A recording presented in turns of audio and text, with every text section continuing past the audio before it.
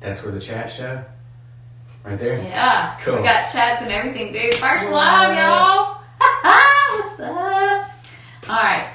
I'm going to give a second for anyone that wants to come in. Hello, Mother. Talking to you. Okay. Yeah. Mom, Right. cousins. I know. All right. Let's see how this works. Decided we wanted to go ahead and go live. We actually have a discussion that we want to talk about and get our feet wet in this live situation. Shoot, yeah, I wanted to go live like 3 days ago when this hit us, and I'm sure we've heard a lot of people talking about it, but when it happened, man, when we heard this, it's like, okay, it ain't no time to put a podcast together. We got to get out there and see what people are talking about, and we want to get our voices out there, so. Yeah, and I just, hopefully this does stir up some kind of discussion, or at least discussion with us. And we want to know what you think about it. Recently, Trump's been coming out with interviews touting the safe and effectiveness of the COVID-19 vaccines and how wonderful they are, and that he's gotten his booster shot. Have you gotten your booster shot? I just don't know if I like this new Trump. I'm hoping maybe some common sense people that we know that's around him that could kind of be like, hey, dude, your base is probably not going to go for this, and we're not. There's been especially conflicting compared to what, because we just got back from a tour, the Reawaken America tour by Clay Clark, who is all about telling us everything that's in the vaccines, all the medical experts that were there that were talking about it. And literally the next weekend in Dallas, finding a booster shot. And also saying that most of the people that were getting hospitalized and dying, guess what? He said that they were the unvaccinated. Really? Yeah. I'm just blown away. And then I think Candace Owens did a really good job. I didn't get to watch the whole thing, but she really did seem to at least try to push him a little bit on that about why he feels that way. Of course, he kind of seemed a little agitated. Well, he gets agitated whenever you kind of push him on something that he needs to talk about. And, she's right. This is one of the main things that I keep seeing from a lot of people that support him who, we talked about this from last year. I was glad that he felt like he needed to get something out. Yeah. But at the same time, I was like, I'm not taking it. I don't really trust it coming out this fast. And, we found out from the tour is actually, how long ago did they start on this vaccine? Like 2015, 2013? Oh, yeah, patents and everything out on it. And already and you can blame that on, because it was a SARS-CoV thing, so I know there's been other types of this virus out there, so you can be, your argument can be that they were, but it's really fishy that this one pops up and they already have it ready to go, patented, it's all packaged up real nice and neat and ready to give to the public. It's just funny how they had it all packaged up. Come on, just think about that, but listen, him come to Dallas and saying that earlier this week, the Reawakening tour, and I was wanting to bring this up with something we were going to put together with video and everything, but Peter Navarro was being interviewed he was on screen being Skyped, and General Flynn was asking the questions from the audience to Peter.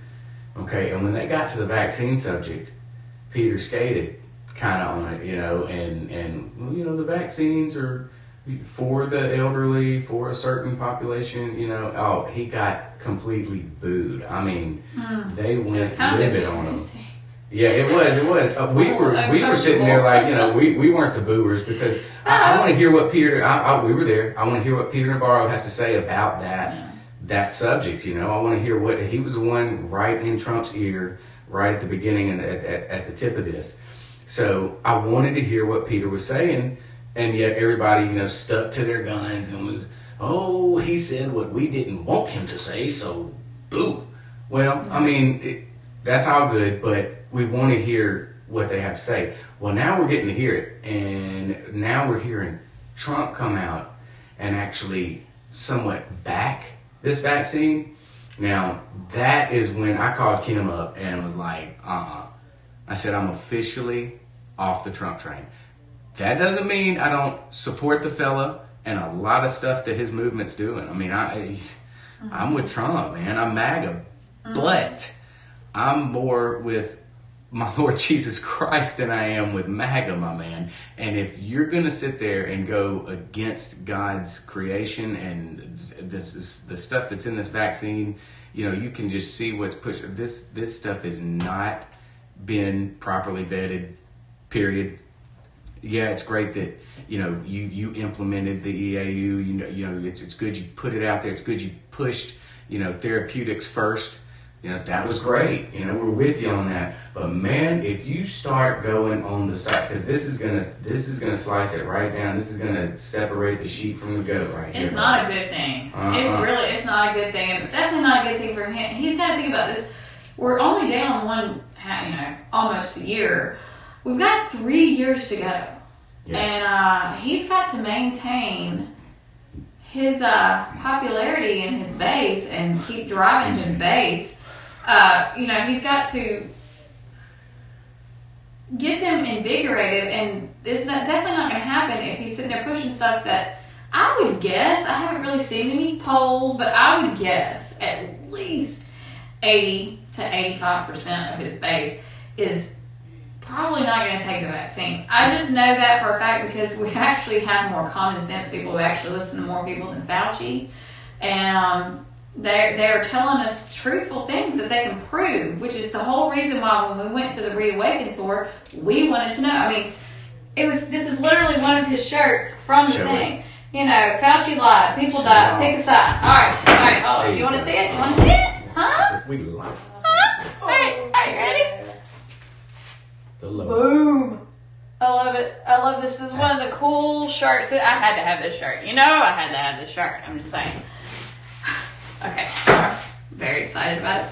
But I'll wait to reveal mine for the next. Yeah. He got some good ones too. I got a good one. All right, and I loved it, and I think it was just full of so many patriots. We had the best time, y'all. I cannot wait. We are going to have some breakdown videos in the future about it, and it's going to take us a little bit of time. Yeah, I don't know if y'all know, if y'all have ever heard of Patrick Bryan, I believe is how you pronounce his last name. But something, when he put together his hour speech, I mean, he laid out some stuff that we ain't ever even heard, you know. So we're gonna have to, you know, chop that down and get that out there where we can, you know, let you guys see what he was talking about, because we're still trying to chew on that, you know. Yeah. But look, I just want to. Speaking of and Trump trying to make this kind of squeak into being neutral, you know, and kind of riding that fence, man.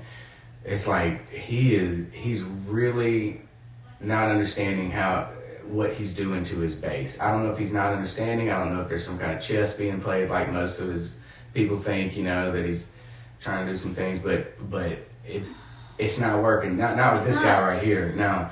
He's going to lose more people than he thinks he's going to gain by continuing to push it. Okay. And I think you said the day that you called me and was telling me about the Bill O'Reilly and the one from Alabama that you were talking about. Of course, I'd heard the same stuff.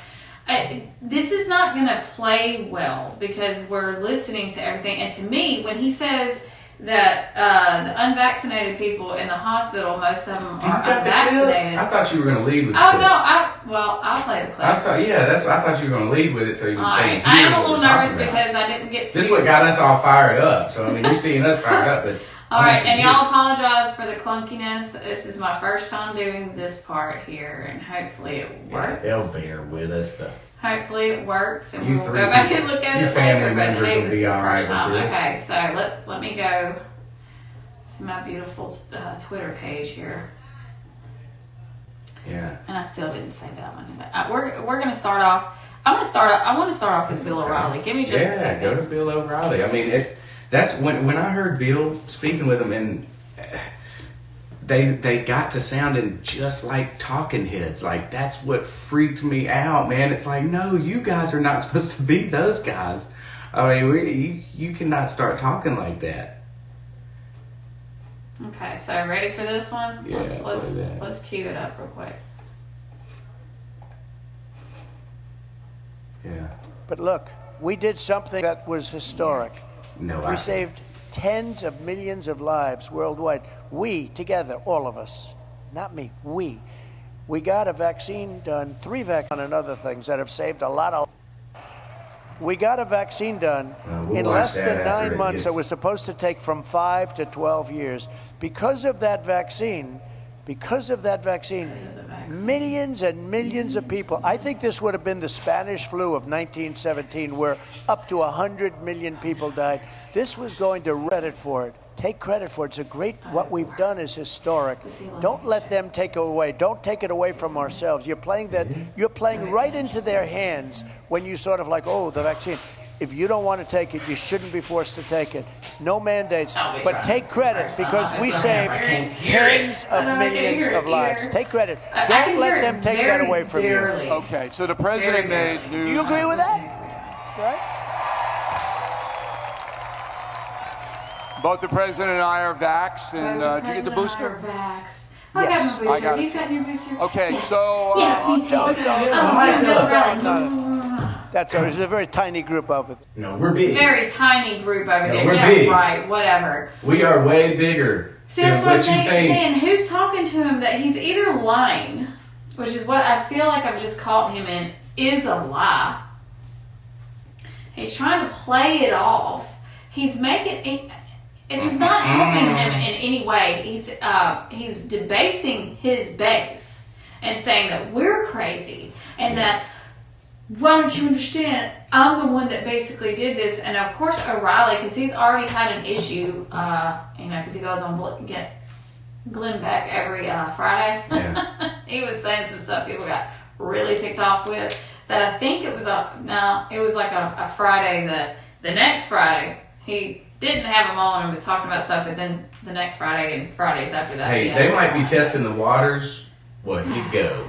Yeah. We about to send a wave your way, because I'm telling you, it ain't just me and Kim that feel like this is not gonna stand, bro. That when you cross over to that realm, I mean, you're crossing a big line right there, and you will not have the supporters you had if you take that stance. To the point where we're gonna, as much as we stood behind you, we're gonna be pushing people away from you. That's right. If you're looking like you're definitely trying to tell us something, make us think a certain way, like we're smart enough to start getting that and go, oh wait, oh no, you're actually pushing that. You know, and I always push back on Kim on her saying about Trump's ego and stuff. You know, I was like, well, I mean, he's just a rich guy. You know, you're gonna just automatically think he has a big ego because he's just rich and just knows what he's doing with what he does, and but it really does look like an ego thing now.